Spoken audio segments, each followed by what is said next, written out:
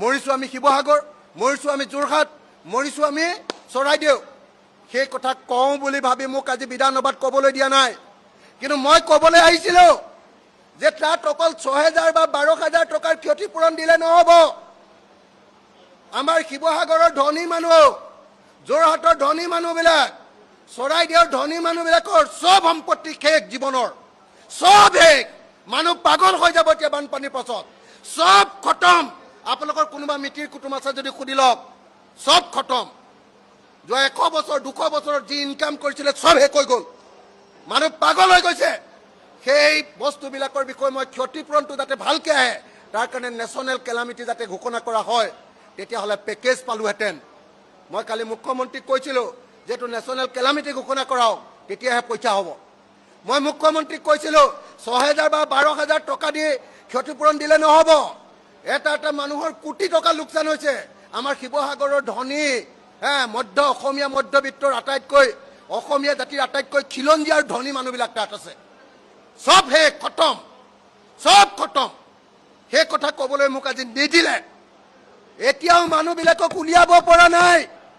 মোৰ তাত লাগে ১১৫খন, মোৰ সমষ্টিত লাগে ১15খন নাও, মোক দিছে ১২খন নাও, ১২খন।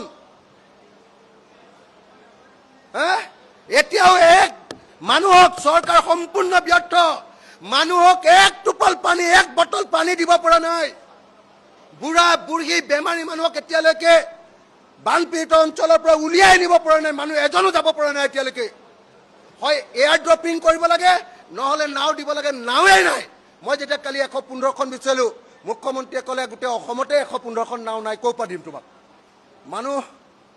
মানুহ গোটেই শেষ। উজনি অসমৰ ৩খন জিলা শেষ পুৰা। আৰু সেই বিষয়ে বিধানসভাত আলোচনা নহয়।